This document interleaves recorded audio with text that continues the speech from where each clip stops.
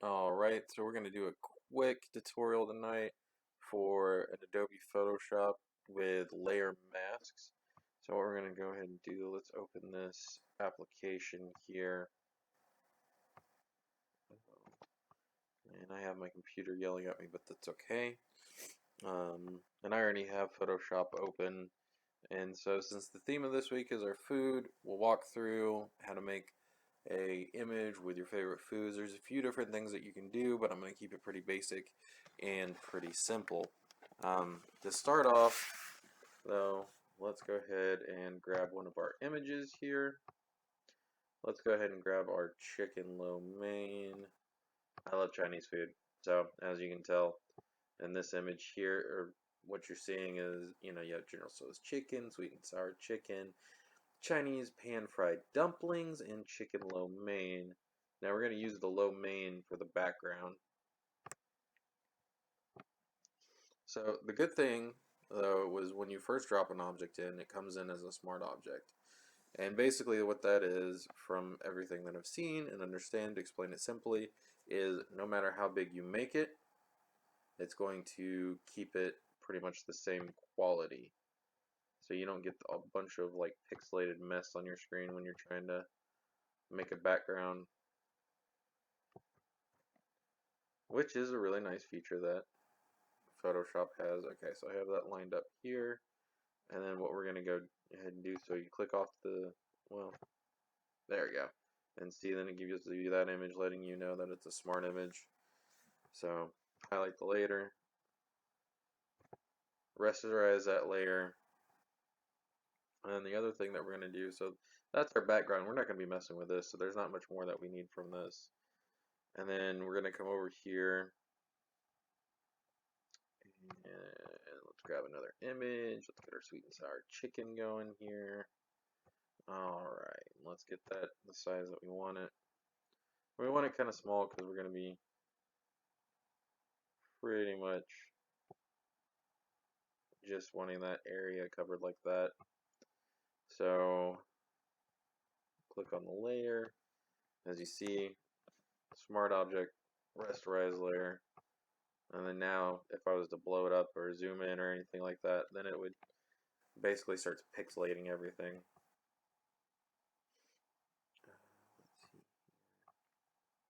Let's minimize this. Actually, I will just move this over here. And then it's out of the way. Okay. So then what you're going to do is once you have it to there, go ahead and hit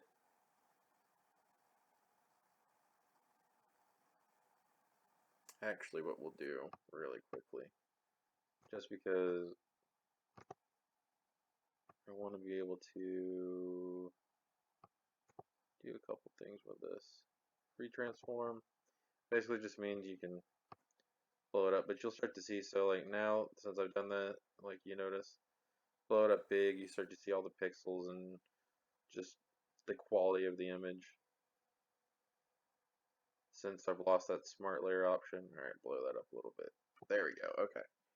So now we can do the next part that I want to do here. Then we just kind of crop the area that we want.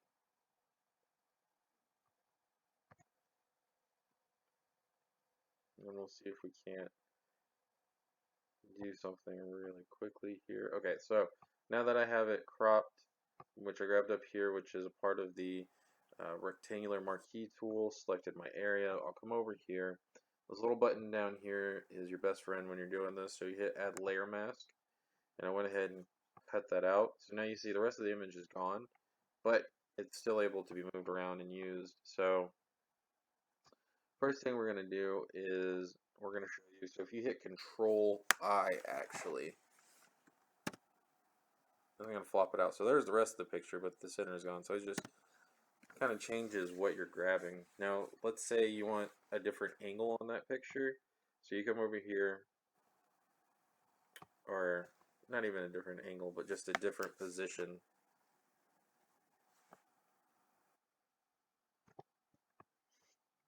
And then we'll grab a quick select tool. So then you're able to move this around, or if you click on that, you can move this around. And so it just kind of changes what you're seeing behind that image there. And let's see here.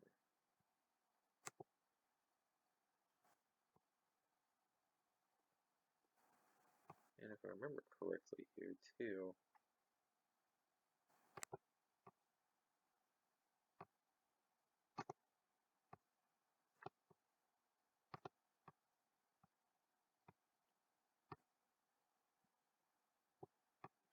okay, I want that color different here.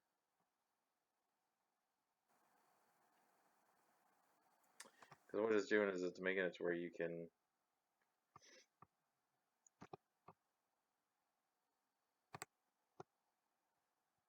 okay, cool. So I guess what we'll do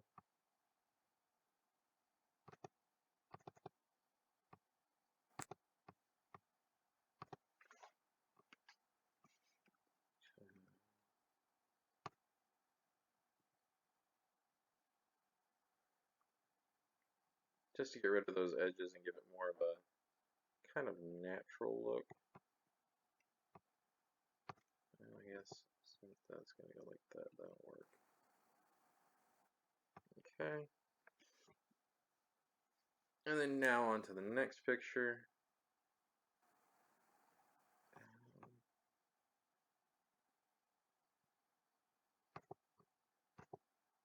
There we go. And then basically with the white and the black, it just lets you select like what's actually shown. And then if you want to get rid of those rough edges, so it gives it more of a natural look. Is all that that's doing there. But first you need to have the layer selected, and then you'll select your brush tool up here. And so let's say if I wanted to put those back, for example, hit this little button here, boom, come back down here, and as you notice, it'll start adding back in those rough edges.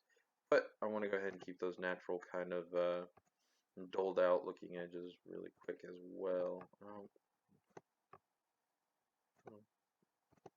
There we go. Which I think gives it kind of a more naturally blended in.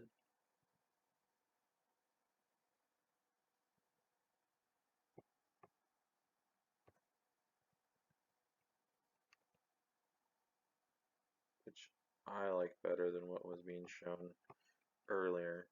Let's see here. So now we're done with all this. Go back to that. Let's go ahead and get our next image here.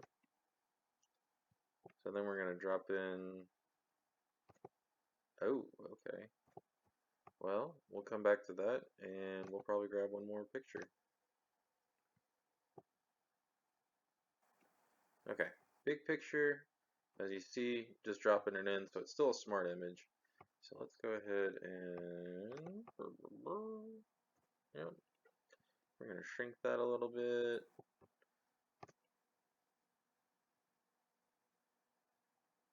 We're gonna drop that down there. Okay, so really honestly, all I want is this. I mean, the way they have it set up in the picture, it's nice, but we don't need all of that. Oh, actually, let's even shrink that a little bit more. Alright, so honestly, most of what we want is just this here. And even that can be shrunk down a little bit. But we want to go ahead and get some of the edges smooth like that over there. So then we will come over here. We're going to want to do, well, okay, before we even do that, so rasterize a layer, so that makes it no longer a smart object. Then we're actually able to work with a layer. Now we can go ahead and make our selection for the part that we want.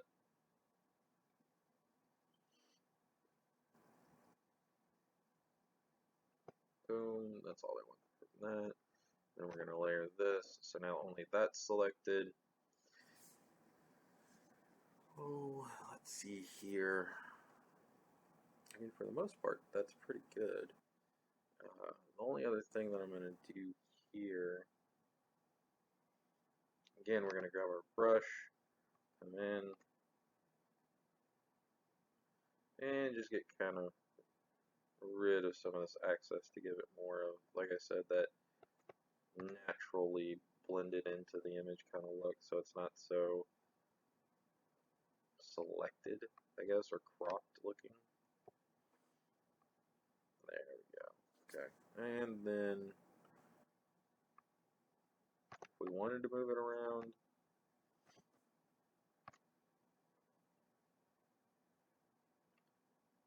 and then again, we can also, there we go. Okay. I don't know if that made much of a difference as far as like how I moved it, but still. And then the Jared's. Let's do one more picture here, and then we'll do the final part for the background. And then the other thing too that you can do, so again, if you want to select the other parts of the picture, I don't know why you would, but I mean, it just depends on what you're working with. You can always hit, let's see here, for example, which one is this selected? So, because this is the one that's selected, when you hit Control I, which is your invert, it's going to select everything else. That's why there's a giant thing of noodles there. But you know, it just depends on what you're working with and what you're trying to achieve. And then just another example too is if I wasn't working with those layers in particular, and I wanted to come down here, the control invert does something a little bit different. It just flips colors, but on this layer, you're gonna see, yeah, so it kind of throws something like that in there, which it's different, but it, you know, not as appetizing. But there's still a couple of other things that you can do uh, as well.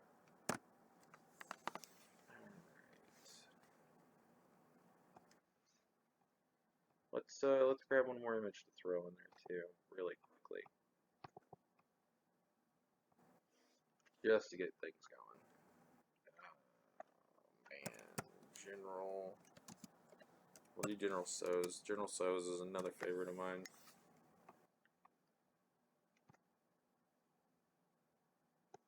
We're not gonna look at recipes. We're gonna grab a quick image. There we go. That thing was using enough.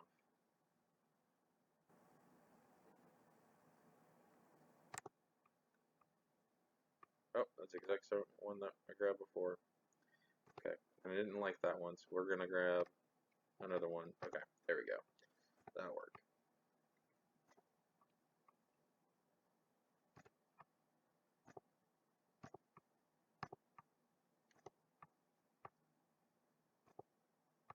We don't want this full size. And then we want to just drag and drop this. Okay. Ooh, that one does not look that great off the get-go. But it's probably because of the specific spot where I pulled that image more than the actual image itself, because it looked better when I looked at it, or just, you know, hungry, one of the others.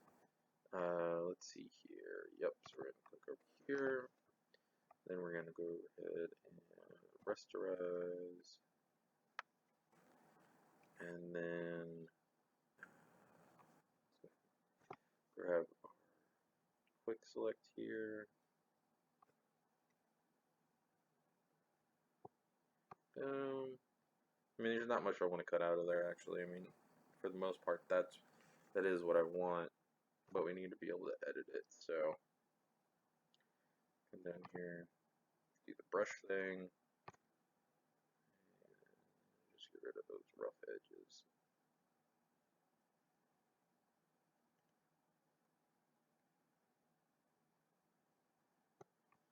There we go. So now we have that blended in. Okay. And then if I want to move things around, I can do that. Get rid of the link, but we want to get rid of this. And then let's grab that. And so now we're just going to mess around with this a little bit. Like I was showing you earlier, you can do the control I, make it crazy weird. So then we're going to control click.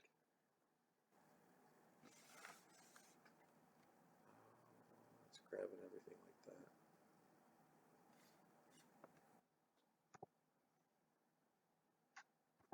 There we go. That's what I want. So control left click on that.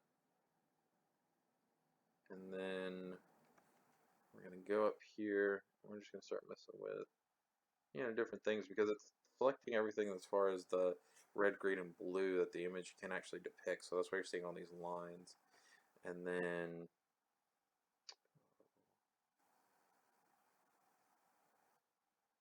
let's see here what I want to do.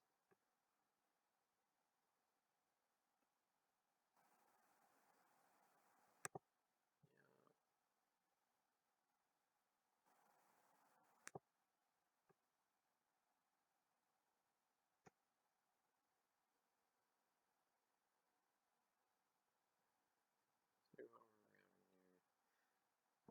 Maybe a little darker. I mean, you want to keep it looking something like appetizing. I'm kind of give it some kind of cool. Okay, yeah, so still looks okay. But yeah, and then let's go ahead and add our other parts back in here. And there you have it. Our Chinese tribute to My Favorite Feud. Thank you for watching and enjoy.